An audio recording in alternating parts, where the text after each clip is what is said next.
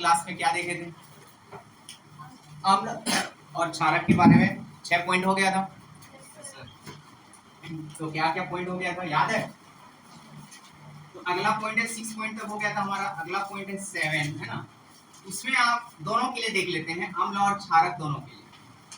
अम्ल और क्षारक दोनों के लिए एक ही लाइन में समझ लीजिए। ये अम्ल और क्षारक जो है आपस में जो अभिक्रिया करते हैं, अम्ल और क्षारक आपस में अभिक्रिया करके क्या बनाते हैं? आपस में अभिक्रिया करके, ये पूछा जाता है क्वेश्चन, याद रखना। अम्ल और जो क्षारक है आपस में अभिक्रिया करके क्या बनाते हैं? तो अम्ल और क्षारक आपस में अभिक्रिया करके क्या क्या बनाते हैं? लवण और जल। क्या बनाते हैं? लवण और जल या पानी। ठीक है। अम्ल के दो नाम, क्या क्या नाम है? क्या क्या अम्ल होते हैं? रासायनिक जो फॉर्मूले सूत्र होते हैं, अम्ल किसको बोलते हैं? एक नाम, एक होता है हाइड्रोक्लोरिक अम्ल, और एक और भी तो अम्ल होते हैं कि एक ही होता है?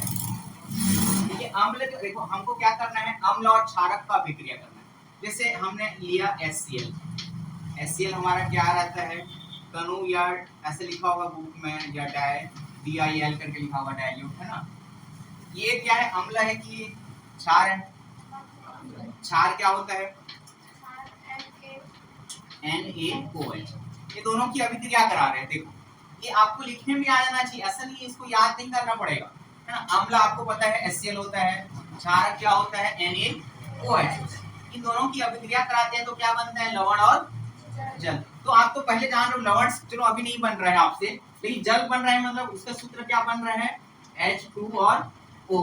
एक तो बन गया H, और ये H इधर आ रहा है ना? ये दोनों H मिलके H2 और O बना रहे हैं। क्या छूटा इसमें? N और Na और Cl। तो एक लवण है, हमको पता है, तो ये NaCl प्लस क्या बना रहे हैं? H2O। तो बन रहा है लवण और पानी। और ये अभिक्रिया संतुलित है कि नहीं है?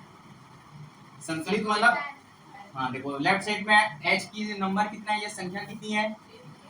एक उधर का है और एक यहाँ पे है, 2 हुआ ना, और इधर 2। ये करेक्ट है। Cl यहाँ उधर 1 है और इधर, ये समझ में आ रहा है?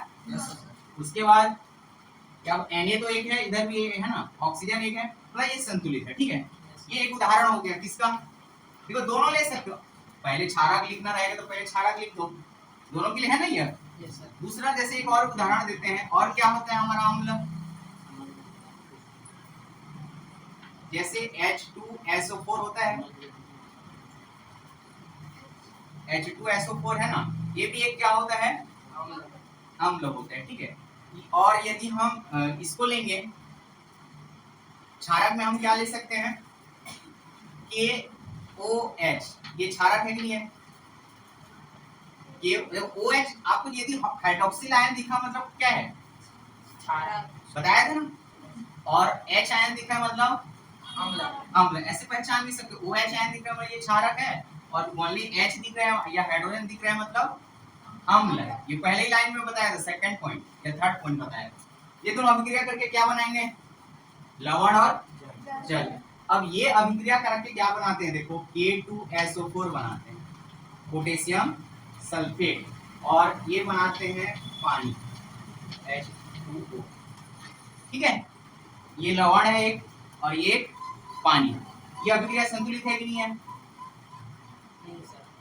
हाँ चलो हाइड्रोजन को देख लें। हाइड्रोजन इधर कितना है? 3, और 2 और 1 3, इधर 2, है ना? इसको तो हम 3 नहीं कर सकते, 3 कर सकते हैं क्या? तो यहाँ पे देखो पोटेशियम इधर कितना है? ये मतलब पोटेशियम ना, तो यहाँ पे कितना है? तो यहाँ पे सामने यूज करना रहता है ना, 2 नीचे नहीं करना, हमेशा सामने यूज करना है। तो पोटेशियम बराबर हो गया, हुआ कि नहीं हुआ?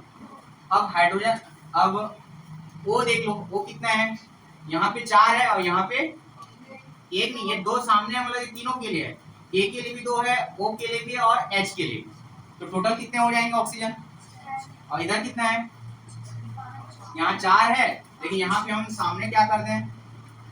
2 कर दें, तो ये भी क्या हो जाएगा? 6 हो जाएगा। और सल्फर कितना है? ये S मतलब सल्फर ना, कितना है? इधर ये बराबर हो गया, और क्या छूटा?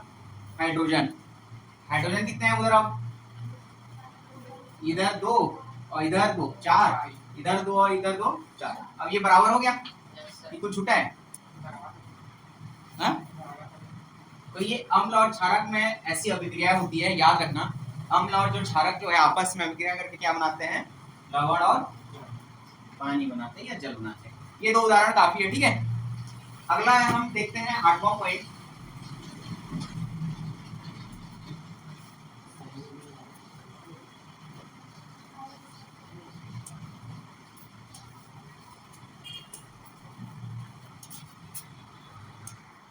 तो अगला पॉइंट 8, अम्ल और क्षारकों का ऑक्साइड के साथ अभिक्रिया। अगला पॉइंट क्या है? अम्ल और क्षारक का जो है ऑक्साइड के साथ अभिक्रिया कैसे करते हैं। ऑक्साइड मतलब जिसमें ऑक्सीजन उपस्थित हो, तभी तो उसको ऑक्साइड बोलेंगे, है ना। तो अम्ल जो होते हैं, है ना, अब अम्ल को ले लेते हैं, इधर अम्ल ले लेते हैं, इधर क्षारक का ले लेंगे। तो अम्ल जो है कौन, देखो ऑक्साइड तो धातु ऑक्साइड भी होता है और अधातु ऑक्साइड होते हैं, है ना। धातु ऑक्साइड भी होता है और अधातु ऑक्साइड भी होता है। तो अम्ल जो होते हैं धातु ऑक्साइडों से अभिक्रिया करते हैं। अम्ल किससे अभिक्रिया करते हैं? धातु ऑक्साइड से। और क्षारक किससे करते हैं? अधातु ऑक्साइडों से वो क्या करते हैं? अभिक्रिया कराते हैं। तो अम्ल का पहले देखते हैं। अम्ल जो है धातु ऑक्साइड के साथ अभिक्रिया करके ये भी क्या बनाता है? एक लवण और जल या पानी, ठीक है।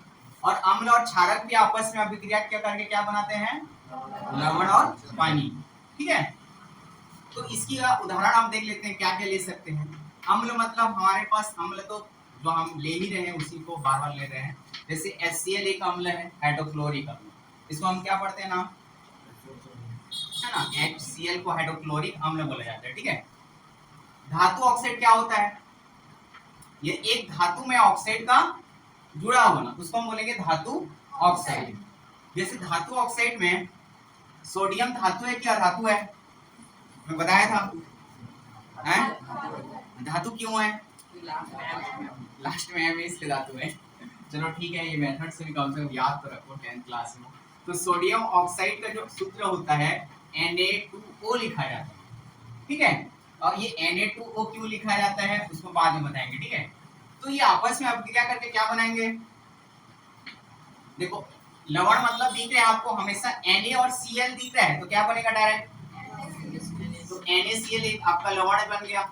और जल मतलब H2। तो ये अभिक्रिया को आपको बार बार याद करना पड़ेगा क्या? बना सकते हो। और इसको बैलेंस करना है। अब देखो हाइड्रोजन की संख्या 1 और इधर 2, तो इधर अभी 2 कर दो तो बराबर हो गया। क्लोरीन कितना है? इधर भी 2 कर दो। उसका सोडियम कितना है? इधर ऑक्सीजन 1, इधर ऑक्सीजन 1, बराबर हो गया। तो ये उसका उदाहरण हो गया, ठीक है। अब देखो और एग्जांपल देखना है कि ये किससे हो जाएगा, और बता दूं। जैसे H2SO4 ले रहे हैं, ये भी एक अम्ल है। इसका हम मैग्नीशियम ऑक्साइड के साथ अभिक्रिया, मैग्नीशियम धातु क्या धातु, कैसे धातु है? लास्ट में M आ रहा है इसलिए क्या है? इसको मैग्नीशियम ऑक्साइड को क्या बोलते हैं? धातु ऑक्साइड, क्योंकि मैग्नीशियम एक क्या है और ऑक्साइड मतलब ऑक्सीजन उपस्थित है, इसलिए इसको पढ़ते हैं मैग्नीशियम ऑक्साइड, या ये धातु ऑक्साइड है। ऐसा भी बोल सकते हैं, 2 धातु ऑक्साइडों के नाम लिखिए बोलेगा, है ना। तो ये आपका देखो Na2O एक हो गया और MgO एक हो गया, मैग्नीशियम ऑक्साइड और सोडियम। ये भी अभिक्रिया करके क्या बनाएंगे? देखो मैग्नीशियम जो होता है सल्फेट के साथ अभिक्रिया करेगा, क्योंकि मैग्नीशियम सल्फेट के साथ अभिक्रिया क्यों करेगा? क्योंकि मैग्नीशियम में कौन सा आयन होता है? प्लस की ऋण आयन होते हैं, हाँ धन आयन की ऋण आयन होता है, धन आयन होते हैं। कितना धन आयन होता है? 1 होता है कि 2 है? परमाणु क्रमांक कितना होता है मैग्नीशियम का? रुको जिनसे पूछूंगा, 12 है ना। और इसका इलेक्ट्रॉनिक विन्यास कौन बताएगा? ये लड़के लोग तो हाथ खड़े कर रहे हैं, उनको पता है। अब आप बताओ 2 8 और 2 8 2 ये होता है, क्योंकि मैग्नीशियम का परमाणु क्रमांक कितना होता है 12 होता है, ठीक है। मैग्नीशियम का परमाणु क्रमांक कितना होता है 12। तो इसका इलेक्ट्रॉनिक विन्यास हमने सीखा है, तो कितना होता है 2 8 2 मतलब टोटल 12 हुआ कि नहीं। तो ये लास्ट कक्षक में क्या हो रहा है 2 है उसका, है ना। तो ये 2 को क्या कर देता है दूसरे को देने का, है ना, उसके बाद क्षमता होती है तो दूसरे को दे सकता है। तो इसलिए मैग्नीशियम के पास कितना चार्ज होता है +2 चार्ज रहता है। और सल्फेट ये पूरा एक टर्म है। SO4 को क्या पढ़ते हैं सल्फेट, याद रखना। SO4 कहीं भी दिखा मतलब, और इसमें कौन कितने आयन होते हैं, इसको भी ऐसे जोड़ के बनाओगे, सल्फर और ऑक्सीजन का जोड़ के बनाओगे तो इसमें भी -2 आयन होते हैं।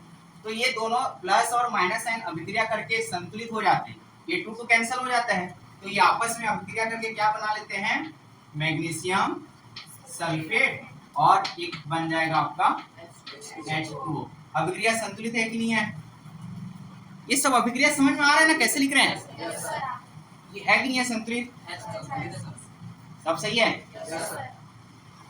ठीक है। ये 2 उदाहरण समझ में आ गया। इसमें एक क्वेश्चन और पूछा जाता है ना, जैसे आपको पूछा जाएगा कि अम्ल धातु ऑक्साइड के साथ अभिक्रिया कर रहा है, तो इन धातु ऑक्साइडों की जो प्रकृति होती है किस प्रकार की होती है, अम्लीय होती है कि क्षारीय होती है, कैसे। अभी हमने देखो इसके पहले हमने क्वेश्चन पढ़ा था, अम्ल और क्षारक मिलकर क्या बनाते हैं, अम्ल और क्षारक मिलकर क्या बनाते हैं, अभी पढ़ा था लवण और जल, यही बनाते हैं। तो यहाँ पे भी क्या बन रहा है देखो, अम्ल किसके साथ अभिक्रिया कर रहा है, क्या बना रहा है, तो धातु ऑक्साइड की जगह पहले क्या पढ़े थे, क्या आपस में अभिक्रिया करता था।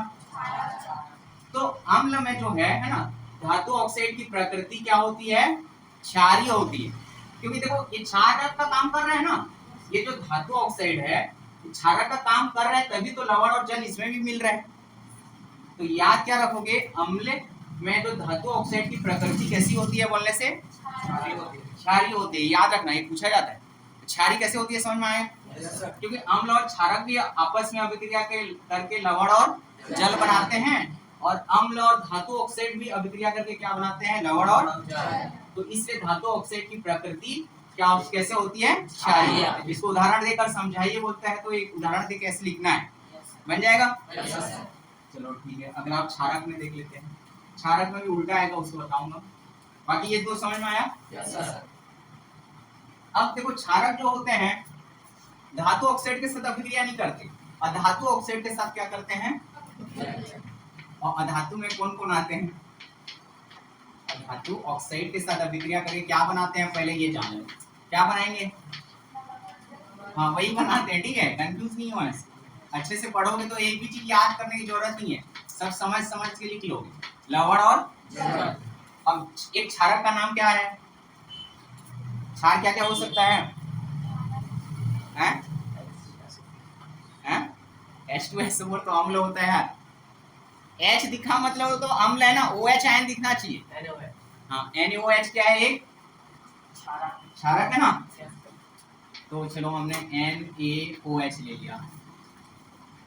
उसके बाद अधातु ऑक्साइड कैसे लेंगे, एक अधातु में ऑक्सीजन को जोड़ दो, अधातु को क्या है,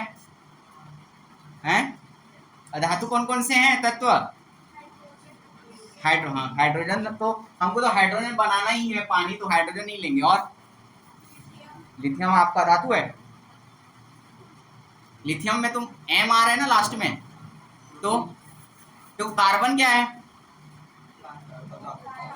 कार्बन N आ रहा है कि नहीं आ रहा है, तो उसको अधातु में भी लिया जाता है, ठीक है, कार्बन गैस है अधातु में भी आता है, ठीक है।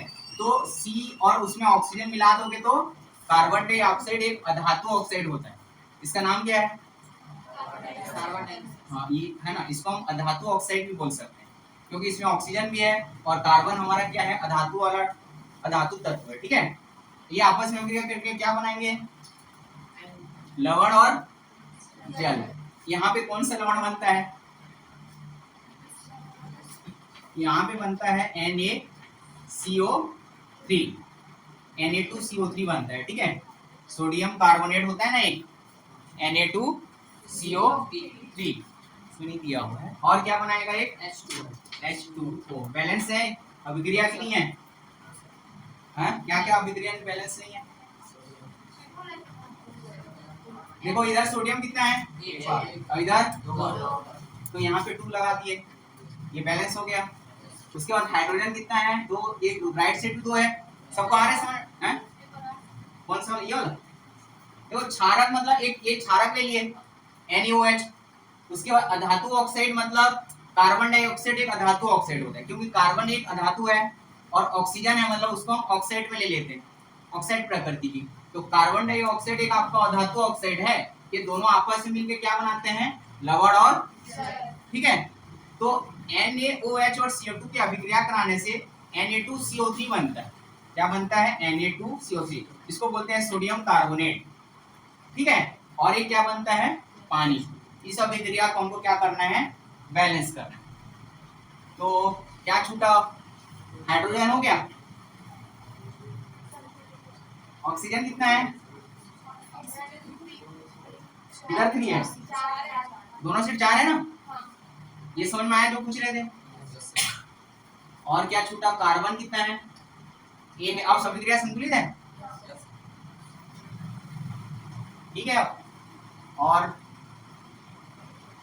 एक हाइड्रोक्साइड ये भी होता है, कैल्शियम हाइड्रोक्साइड पढ़ते हैं ना। कैल्शियम हाइड्रोक्साइड को क्या बोलते हैं? कुछ नाम पता है कि इसका?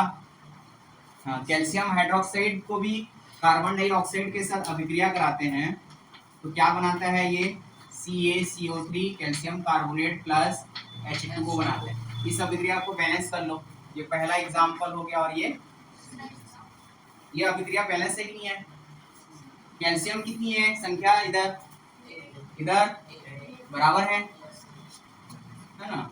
उसके बाद OH इधर, यहाँ पे टोटल कितना है? OH, देखो O भी 2 है और H भी 2 है, तो O 2 है और यहाँ पे 2, O भी 2 है, कितना हुआ? 4। यहाँ पे कितना है? 3 और 1 4, बैलेंस है। उसके बाद O हो गया, H कितना है? 2 है, तो ये भी 2 हुआ, तो बैलेंस हो गया सब, ठीक है। अब इसमें ये पूछा जाएगा क्षारक में अधातु ऑक्साइड की प्रकृति कैसी होती है? क्षारकों में अधातु ऑक्साइडों की जो ये प्रकृति होती है कैसी होती है?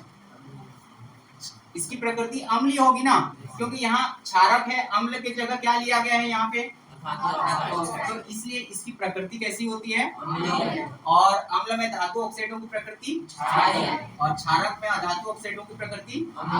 ये दोनों हैं, क्वेश्चन याद रखना है, ठीक है। तो यहाँ तक समझ में आया? कितना पॉइंट हो गया? और ये सब अभिक्रिया समझ में आ रहा है कि नहीं आ रहा है? तो ये यहाँ तक समझ में आ गया। क्षारक है ना, अधातु ऑक्साइडों के साथ अभिक्रिया करके लवण और जल बनाता है। इसके 2 एग्जांपल हो गए। बट ये पूछा जाएगा तो याद रखना, क्षारक में है ना अधातु ऑक्साइडों की प्रकृति कैसी होती है ना। और मान लो अम्ल में ये पूछ दिया, अम्ल में धातु ऑक्साइडों की प्रकृति कैसी होती है, तो ये याद रखना है, ठीक है। एक और पॉइंट इसमें पढ़ लेंगे, विद्युत धारा का नहीं बताया था। तो विद्युत धारा का अम्ल में भी क्या होती है? चालन होता है या प्रवाहित होती है। और क्षारक में भी क्या होता है? चालन होती है। ये वो पॉइंट बस लिखना है, ठीक है। तो कितने पॉइंट हो गए? 9। जो आपके बुक में अलग अलग करके समझाया गया है, हमने उसको क्या किया? दोनों को अंतर लेके समझा, ठीक है। यहाँ पे हमने कैसे समझा?